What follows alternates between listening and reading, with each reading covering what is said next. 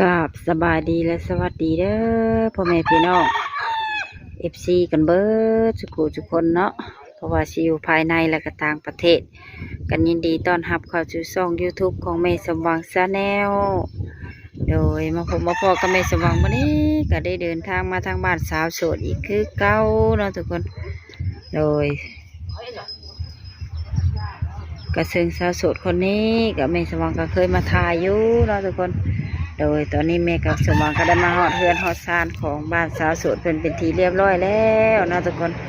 โดยอันนี้ก็แม่นทั้งหลังบ้านหลังเฮือนเพิ่นเนาะป้าปลูกหมึกเสรีหลายทุกคนเลยกำลังเขียวกำลังงามเนาะยังบ่ทันออกดอกครับโดยอันนี้ก็เป็นหลังบ้านของเพิ่นเนาะ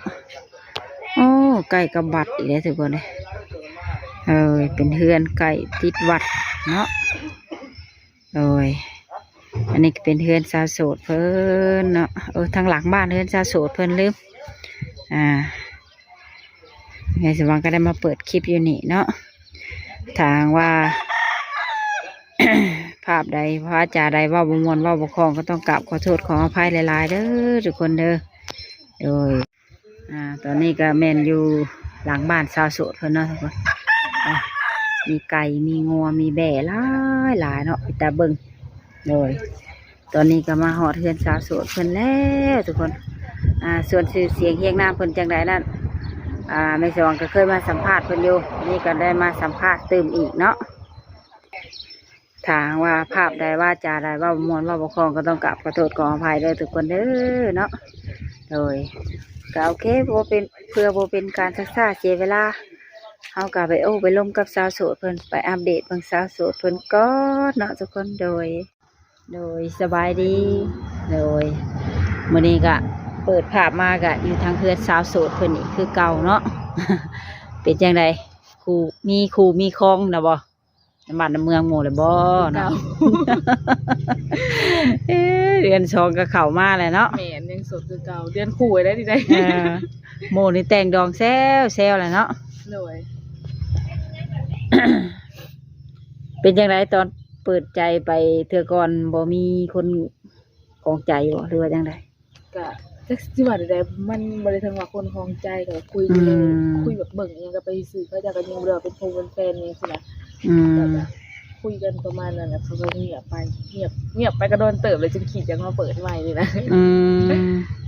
เพิ่นบ่เป็นคนเงียบไปเองหรือว่าทางเจ้าเพิ่นแบบบ่ได้มีให้บ่ได้มีหยังกันบ่ได้ให้บ่ได้ผิดอะไร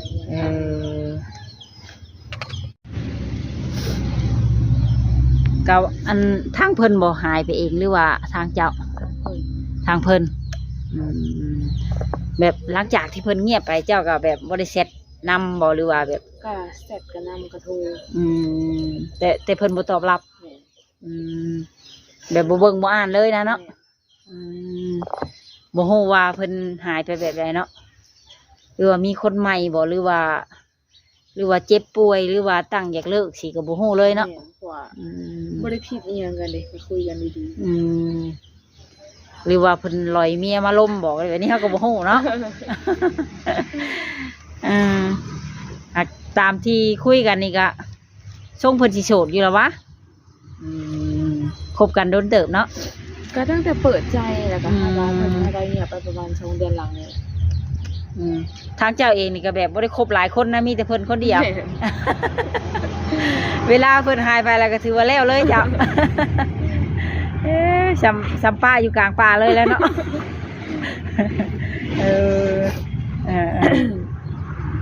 สมบูรณ์เพิ่นก็ทางว่าจะลงคลิปนี้ไปกับบางทีเพิ่นเห็นก็สมมติว่าเพิ่นอยากจะกลับมาอีกก็ได้บ่ได้เนาะสมมติวันนี้ไปเฮ็ดเวียกเฮ็ดงานยังทางเจ้าอยู่เฮือนคือเก่าเนาะปลูกผักพอได้กินได้ใช้เนาะเดี๋ยวกินได้ใช้ก็ขายสมผักสมหญ้าบ่ได้คิดแบบอยากไปหาเงินฝั่งไทยบ่ก็คิดอยู่ยังบ่ได้เฮ็ดบัตรขอบัตรเบิดเลยผ่านมาจะเคยไปทำงานอยู่ได้เนาะ อืมไปจักปีก็ได้วะ ไป3-4 เดือนแล้วก็กลับมาแล้วก็ไปใหม่ ไปมา แม่น อืมบัตรนี้ก็คือเดี๋ยวไปอยู่แต่ว่าบัตรสปอร์ตตัวเก่านะมันเบิดอายุแล้ว แม่นมันเบิดบอลจำ มันเบิดหนาจำมันเลยเนาะ แม่นแล้วก็เบิดอายุนำเฮ็ดได้โดนเลย บัตรนี้ก็คือเดี๋ยวไปอยู่ วันนี้ก็หลังจากที่เพิ่นเงียบหายไปได้2 เดือนแล้วก็เหงาเนาะ บ้านเมืองหมู่กันแต่งงมแต่งงานแซวแล้วเนาะหมู่รุ่นเดียวกันเนาะ แม่นมีลูกพุ่นแหละ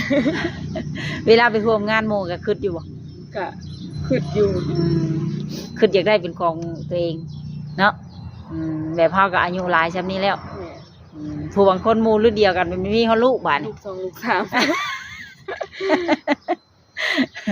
เฮาบัดยังบ่ได้ฮอดคู่บัดนี้เนาะก็คิดอยู่ใดเนาะยอมบ่คิดก็ผู้คนว่าอยู่เป็นโสดว่าสบายว่าคืออยู่ในคลิปในหยังว่าคิดอยากได้อยู่บัดเหงากันเนาะ คืออยากได้เลยจึงมาเปิดใจ วันนี้เนี่ยออกมาเปิดใจใหม่เนาะ แม่น มีสเปคต่างใหม่อยู่บ่บัด จังได๋ก็ได้ จังใดก็ได้เนาะมักคนรุ่นอายุซ้ำกันบ่หรือว่าหลายกว่า หลายกว่า เอาหลายกว่าเนาะทางเจ้านี่พร้อมไปอยู่น้ำเพิ่นบ่หรือว่าอยู่เพื่อนตัวเองที่สมุดคันเอา คันว่าเพิ่นให้ไปก็ไปในใดก็ได้เฮานะสบาย แบบบ่มีภาระหยังห่วงเนาะ แม่น ทางเจ้านี่โสด 100% ยังบ่เคยแต่งงานจักเทื่อเนาะ แม่น ถ้าสิเอาสามีทั้งที่นี่แม่นพร้อมไปอยู่น้ำเพิ่นได้ โดย บ่ว่าสิเป็นลาวไทยหรือว่าต่างประเทศ โดย โอ้FC ท่านใดเข้ามาฟังนี่กันเนาะ แต่จะมักคนแบบประเภทแบบเพิ่นเฮ็ดราชการบ่หรือว่าเป็นรับจ้างก็ได้กรรมกรก็ได้ อะไรก็ได้แล้วแต่วาสนาเฮาสิได้พอกัน ถือว่าทางเจ้านี่บ่ถือนะเนาะ แม่น ชุดแล้วแต่โชคชะตาวาสนามาพ่อกัน ถ้าว่ามันบ่มีก็ช่วยกันเฮ็ดกันหาก็ได้เนาะ โดย คุมื้อนี้แฮงบ่อึดเวียกเฮ็ดงานทำถ้าว่าไปอยู่ไทยนี่โอ้แฮงงานหลาย ทางพ่อแม่เฮานี่เพิ่นก็บ่คัดของบ่ หมอ ถ้าว่าเฮาไปอยู่เฮือนผัว แล้วแต่ใจลูก เพิ่นมีลูกหลายคนอยู่แล้ววะ 4 คนแต่ว่าอ้ายก็เอาเมียออกเงินแล้วก็มีน้องชายก็อยู่ไทยยังเป็นน้องสาวกับเฮาอยู่กัน น้องสาวยังบ่ทันเอาผัว ยัง ยังแต่เจ้ากับน้องสาว โดย ก็ถือว่าคันจะไปเฮือนผัวนี่ก็ยังน้องสาวอยู่เนาะที่เพิ่นเว้าแบบนั้นนี่ก็เพิ่นก็อยากให้ลูกได้ดีแหล้วเนาะ โดย เพราะว่าคันอยู่พี่ก็สิบ่มีอาชีพการงานก้าวหน้าทอแต่เฮ็ดหน้าให้แหล้วเนาะขึ้นฮอดก็อดเอาหากจิบ่มีปัญหาดอกเพราะว่าเจ้าก็เคยไปหาเงินเมืองไทยอยู่ โดย ได้ข่าวหลายบ่ปี 7-80นี่แหละ มาตั้งแต่ก่อนเนาะตั้งแต่เกี่ยวข้าวมาสัมภาษณ์เจ้าตั้งแต่เกี่ยวข้าวแต่ก็บ่ได้มาเลยก็ล้มกันอยู่เลยกับอันผู้มาถ่ายคลิปนำกันว่าเอ้ยเราเอาผัวแล้วบ่ คนแต่งดองคุณวันนนวันเนาะเสียงตู้เต็มอย่าเล่าผัวแล้วบ่ มีคนเอา เนาะอยู่คานทองคักก็บ่ลงบ่ได้แล้ว ไปเดิสิมาซอยลงแต่คานทองนี่แบบอัน ถามว่าเพิ่นเป็นผู้ห้างผู้หมายเจ้าก็รับได้บ่ ได้ ที่จะล่มผ่านมานี่เพิ่นก็เป็นแบบคนมีครอบครัวแล้วบ่ ก็บ่ได้ถามมีหยังเพิ่นว่าขอเป็นคนสบายอยู่แล้วนะ แบบนี้ใดก็อย่าเนาะ โดย คันว่าได้มักแล้วผู้ห้างนางใหม่ก็เอาเบิดเลยแบบบ่สนเรื่องอดีตเนาะเริ่มต้นใหม่ โดย แบบนั้นก็ดีกันได้สบายใจ ถ้ายังบ่คิดหลายฉะนั้นมันมาคือเรื่องนั้นคือเรื่องนี้อยู่กับสมองเนาะ คุณว่าเลย ทางว่าเพิ่นนั่งเบิ่งอยู่เดียวนี่เจ้าอยากถามหยังเพิ่นอยู่บ่ บ่มีนาฬิกา เพิ่นก็คือสิมีเหตุผลของเพิ่นเนาะเพิ่นจังเงียบเนาะ นั่นแหละคนเฮาบ่มีเหตุผลหรือว่าครบจุดนะคะไปบ่ได้ มีแต่ว่าเฮาเริ่มต้นใหม่ โดย กับคนใหม่ โดย ไปเข้าดาวทั้งไหนปี สวดมนต์ สวดมนต์ ลงวัด อยู่วัดใกล้เฮือนนี่บ่ โดย อืมทุกๆปีเพิ่นเฮ็ดทุกปีเลยนี่ แม่น สวดมนต์ข้ามปี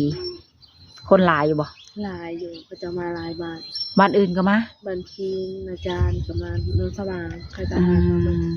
นอกจากบ้านตัวเองแล้วก็บ้านอื่นก็มาอีกเนาะ โดย เพิ่นมักจัดงานแบบงานบุญตามประเพณีเรื่อยๆเนาะ แม่น อยู่ในวัดอันใกล้เฮือนเพิ่นนี่เจ้าก็สบายใกล้วัด อ่า วันศีลวันพรกับอันบวชข่าวบ่เพิ่นพาเฮ็ดบ่ แม่นเพิ่นลงกัน อืม เรื่องของเทศเรื่องอะไรนี่ก็ ฟังเทศเนาะ ฟังเทศ คนที่ลงนั่นก็นุ่งขาวเนาะอืมทุกวันศีลนับศีลเพ่งบ่เรือต้องเป็นเทศกาล ทุกวันสินดาบสินเพลงนั่นแหละ เออ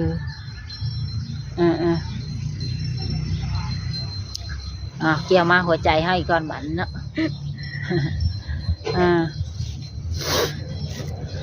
ไปอยู่เพื่อนเพิ่นก็ได้เนาะลาวไทยหรือว่าต่างประเทศ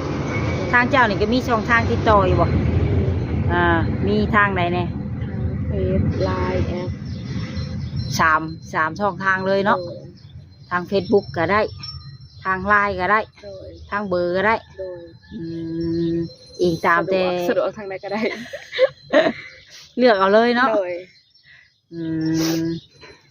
สรุปรวมแล้วกับน้องเพิ่นนี่โสด100%ทุกคนในโบนี่มีชุกมีเสื่องไว้เนาะ โดย เพิ่นจึงสามารถเปิดให้ช่องทางติดต่อทั้ง3ทาง แบบโบมีเงินงำเลยเนาะ โดย สะดวกรับสายนี่ช่วงไหน ตอนใดก็ได้ ตอนใดก็ได้ เพิ่นวิโทรมา แบบแล้วแต่เพิ่นเลย โดย อืมผ่านมานี่ก็เคยเจออยู่บ่แบบหนุ่มๆเพิ่นลอยเมียเพิ่นมาลิดน้ำเฮาแหละเมียเพิ่นโทรมาให้ อืม ก็ถือว่าโชคดีเนาะ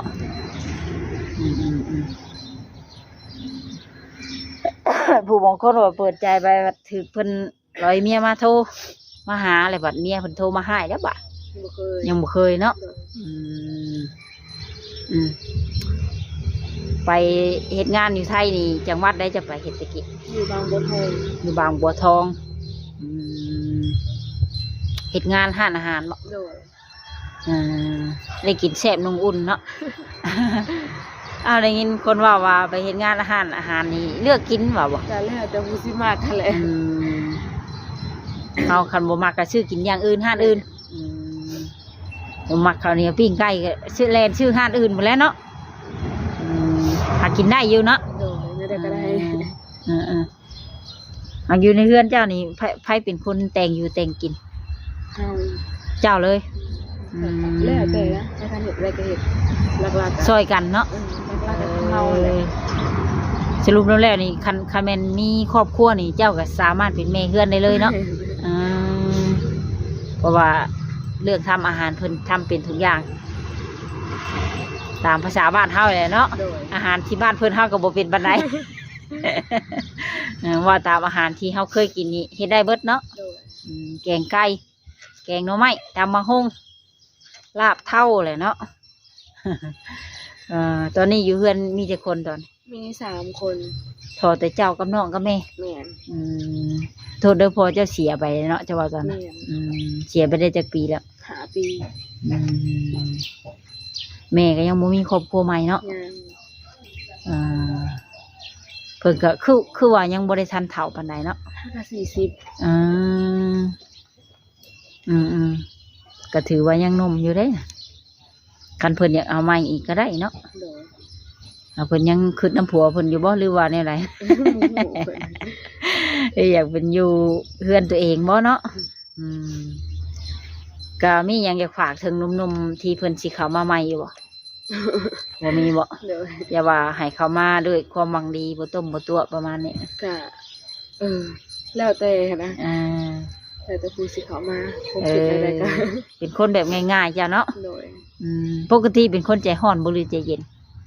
เจ้าเอง ธรรมดา เวลาเจ้าอยากให้เจ้าแสดงอาการออกไปได้แบบโวยวายบ่หรือว่าเงียบ บ่มักอันแสดงอาการได้เงียบไว้ผู้เดียว วายให้แล้วก็ยาเองถ้ายังให้แล้วคือเงียบเขาเลยก็แล้วผู้บางคนแบบคันยังให้ไปสิโวยวายเลยเนาะ หายพร้อมหายพร้อมเว้าพร้อม ทางน้องคนนี้สิแม่นเงียบเขาแล้วนะวายเครียดแล้วก็ยาเองเลยก็โอเคจ้ะเพิ่นก็แม่นมาเปิดใจหาคนใหม่เนาะ โดย ทางใดก็ได้เพิ่นน่ะลาวไทยหรือว่าต่างประเทศอายุได้เอาจักประมาณจักปีเจ้าก็ลืมถาม คนที่สิคุยนี่บ่ แหม ประมาณ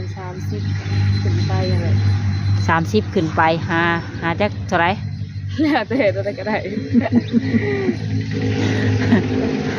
สมมติว่ามีหนุ่มๆประมาณ70มาอยากจีบนี่ได้บ่ ได้ อิงตามว่าเพิ่นสิไหวบ่หรือบ่ประมาณนี้บ่ เนาะบ่ว่าอิงตามเพิ่นน่ะเนาะแบบใดก็ได้เพิ่นเป็นคนง่ายๆทุกคนเลยไปหารัดงัวบ่ขับมาซำนี้แหละมีงัวบ่ อยู่เพื่อนมันมีงัวแต่ใส่ออกบ่ฮอดภาคอะไรก็ เอ ล้างถ้วย อ มีเวลาถ้วยหนึงเขา พดพักล้างถ้วยเฮ็ดเวียกเฮือนแล้วเนาะยามค่ำมาแล้วเนาะก็โอเคสำหรับคลิปนี้ก็สิได้ขอโจกคลิปไว้เพียงเท่านี้ไว้มื้อหน้ามื้อในเนาะจะมาอัปเดตใหม่โดยสำหรับคลิปนี้ก็สิได้กล่าวคำว่าสบายดีโดยก็โอเคเนาะทุกคนสำหรับคลิปนี้ก็สิได้ขอโจกคลิปไว้เพียงเท่านี้เนาะโดยทางว่าภาพใดเนื้อหาใดมันบ่สุภาพเว้าบ่ม่วนเว้าบ่คล่องก็ต้องกราบขอโทษขออภัยโดยและก็ที่สำคัญเนาะก็ต้องกราบขอบคุณ FC ทุกท่านที่เข้ามากดเบิ่งกดชมแต่ต้นจนจบเนาะก็ขอให้ FC ทุกท่านจงอยู่ดีมีแรงสุขภาพเข้มแข็งอายุมั่นขวัญยืนเด้อทุกคนเด้อโดยเงินใดน้องทองใดมาเนาะคิดหยังก็ให้ได้สมดังมโนหวังเด้อ FC เด้อโดยสาธุเนาะก็โอเคก็สำหรับคลิปนี้ก็สิได้ขอโจคลิปไว้เพียงเท่านี้เนาะไว้พอกันใหม่ในคลิปหน้าสำหรับคลิปนี้ก็สิได้กล่าวคำว่าสบายดีบ๊ายบาย